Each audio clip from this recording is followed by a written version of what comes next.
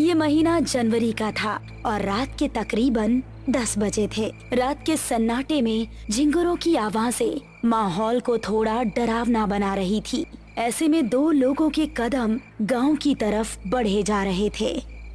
अरे वाह यार, आज तो मजा ही आ गया।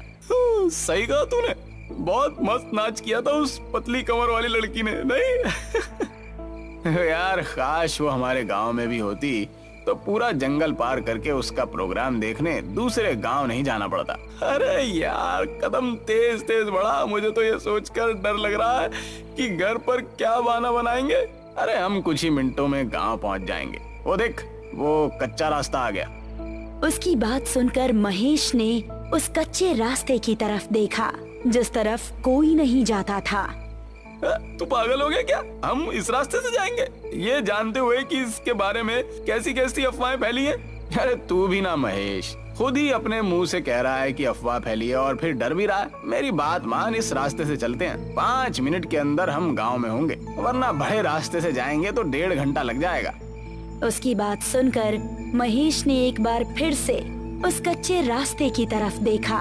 वहाँ पर इस समय मौत का सन्नाटा छाया हुआ था। अरे चल यार, डरता क्यों है, मैं साथ हूँ ना। और उसको लेकर उस कच्चे रास्ते की तरफ बढ़ गया। दोनों अभी कुछ कदम ही चले थे कि उनको किसी के जोर जोर से सांस लेने की भयानक आवाज सुनाई दी।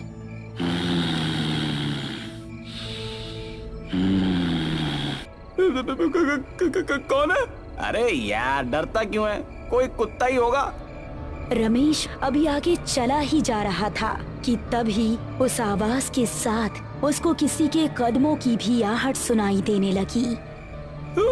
मैंने कहा था ना यहाँ से जाना ठीक नहीं है। अबे तू मुझे भी डरा रहा। देख अंधेरा भी बहुत ज्यादा है, कुछ नजर नहीं आ रहा। अब बस हम दोनों अपने कदम गांव पहुंचकर ही रोकेंगे।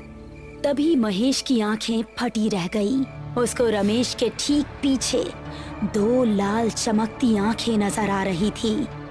तेरे पीछे? अबे कौन है मेरे पीछे? रमेश ने जैसे ही पलटकर पीछे देखा, किसी ने उसका पैर पकड़ा और उसको झाड़ियों में खींच कर ले गया। महेश, महेश बचाओ मुझे, महेश! वो बिजली की रफ्तार से रमेश की आंखों से ओझल हो गया। रमेश के डर का कोई ठिकाना नहीं रहा। वो दिल में बस खौफ लिए तेजी से गांव की तरफ दौड़ने लगा और जब तक वो गांव नहीं पहुंच गया, उसने अपने कदम नहीं रोके।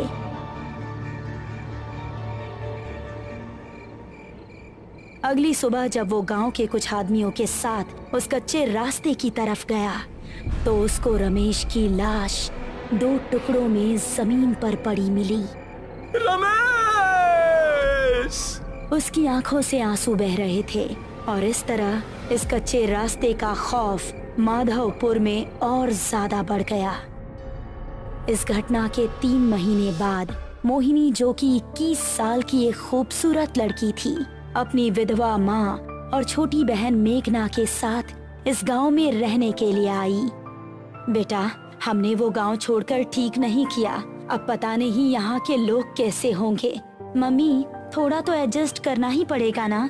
उस घर का किराया बहुत ज्यादा था। कुछ दिन यहाँ गुजार लेंगे तो सब नॉर्मल हो जाएगा। वो तीनों अब माधवपुर के एक घर में रहने लगे। कुछ ही दिनों में उन्हें वो गांव अपना सा लगने लगा। मोहिनी उसी गांव के कुछ बड़े घरों में काम काज करके अपना घर चलाने लगी। पड़ोस में रहने वाला रोहित नाम का एक लड़का मोहिनी को दिल ही दिल में पसंद करने लगा था, लेकिन उससे बात करने में थोड़ा हिचकिचा रहा था। एक शाम जब मोहिनी अपना काम खत्म करके घर पहुंची तो उसको घर में मेघना कहीं नजर नहीं आई और माँ काफी परेशान दिख रही थी। माँ, मेघना कहाँ है? वो दोपहर के वक्त टहलने निकली थी लेकिन अभी तक घर नहीं लौटी। मैंने आसपास पता भी किया लेकिन वो कहीं नहीं है। मुझे तो अब बहुत डर लग रहा है, पता नहीं कहाँ होगी वो। अरे माँ, आप डरिए मत, मैं अभी उसको ढूंढ कर ले आती हूँ। इतना कहकर मोहिनी घर से निकली और आसपास के इलाकों में देखने लगी, लेकिन उसको मेघना कहीं नजर नहीं आई। फिर घर वापस आते वक्त उसकी नजर उसी कच्चे रास्ते पर पड़ी। हर जगह देख लिया लेकिन कहीं नहीं मिल रही। अब तो बस यही एक जगह बची है। हो सकता है कि वो यहीं पर हो। उसको जंगल जाना बहुत पसंद भी है। ऐसा कहकर वो उस रास्ते की ओर बढ़ गई। दोनों तरफ घना जंगल और उसके बीच से निकलता हुआ वो कच्चा रास्ता। अंधेरा होने पर वो बहुत ही भयानक लग रहा था, लेकिन छोटी बहन की तड़प उसको उस रास्ते की तरफ खींच कर ले गई। मेघना, क्या तुम यहाँ हो? उसको जवाब में मेघना की आवाज तो नहीं आई, लेकिन वही सांस लेने की आवाज आने लगी।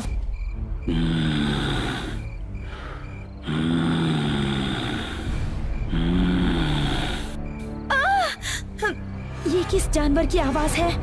मेघना प्लीज, अगर तुम यहाँ हो तो कोई जवाब दो। अब वो डरती डरती तेज तेज कदम बढ़ाने लगी। तभी उसको महसूस हुआ कि किसी ने पीछे से उसका दुपट्टा पकड़ा है। एक पल को तो उसकी सांसें रुक गई और उसने तेजी से पलटकर पीछे देखा। उसका दुपट्टा घनी झाड़ियों में फंसा हुआ था। हे भगवान, मैं तो डर ही गई थी। उसने झुककर अपना दुपट्टा निकालने की कोशिश की। झाड़ियों में काफी अंधेरा था और कुछ भी साफ नजर नहीं आ रहा था। तभी वो सांस की आवाज और भी तेज होने लगी और झाड़ियों से एक हाथ निकला जिसने उसका पैर पकड़ लिया। कौन है? छोड़ो! वो अब बेहद डर गई थी और अपना पैर छुड़ाकर तेजी से वहां से भाग निकली। उसको लग रहा था कि जैसे कोई उसका पीछा कर रहा हो, लेकिन उसकी हिम्मत नहीं हुई कि वो पीछे मुड़कर देखे। वो घबराती हुई ऐसी भागी कि सीधा वो जाकर अपने घर के अंदर ही रुकी। अरे मोहिनी बेटा, क्या हुआ? इतनी डरी हुई क्यों हो? मोहिनी कुछ बताती इससे पहले ही उसकी नजर मेघना पर पड़ी, जो कि उसी को देख रही थी। मेघना, कहाँ थी तुम? पता है हम कितने परेशान थे। दीदी माफ कीजिएगा, हमारी एक नई दोस्त बनी है, हम उसी के घर पर थे। मोहिनी को मेघना को घर में देखकर थोड़ा सुकून मिला, लेकिन उसके साथ जो हुआ था वो उसके दिमाग में अभी भी घूम रहा था। रात को मोहिनी अपने कमरे में सो रही थी तो उसको वही सांस की आवाज सुनाई देने लगी।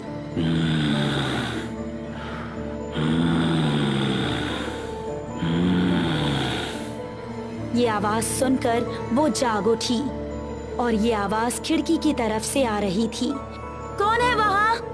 वो कमरे से निकली और घर के बाहर उसी मैदान में गई जो उसके कमरे की खिड़की के पीछे से दिख रहा था।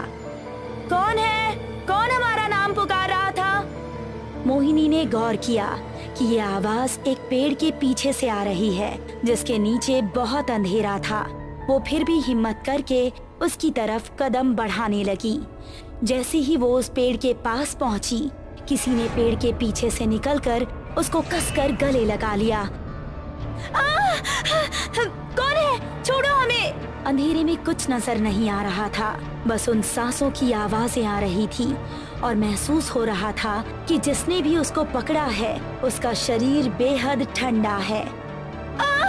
बचाओ! बचाओ! उसकी चीखें सुनकर मेघना और उसकी माँ नींद से जाग गई।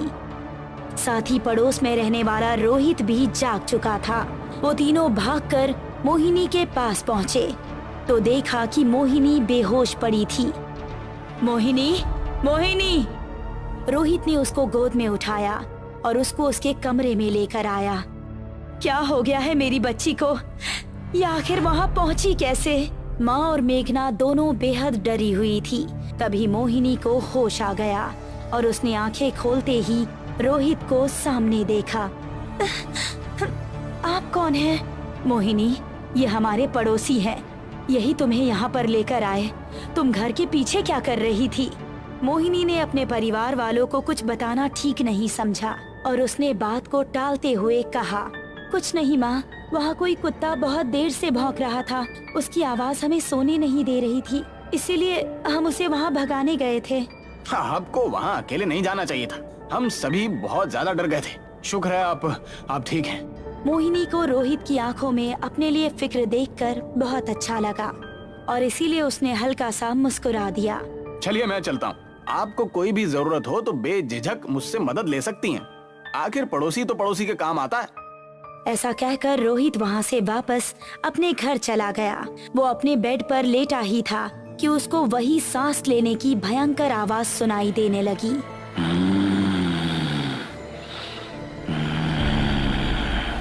ये आवाज कैसी है? रोहित, रोहित। कौन है? रोहित अपने कमरे से निकला तो उसने सुना कि वो आवाज उसके बराबर वाले कमरे से आ रही है। वो कमरे में पहुंचा तो पाया कि वहाँ पर कोई नहीं था, लेकिन वो आवाज आ रही थी।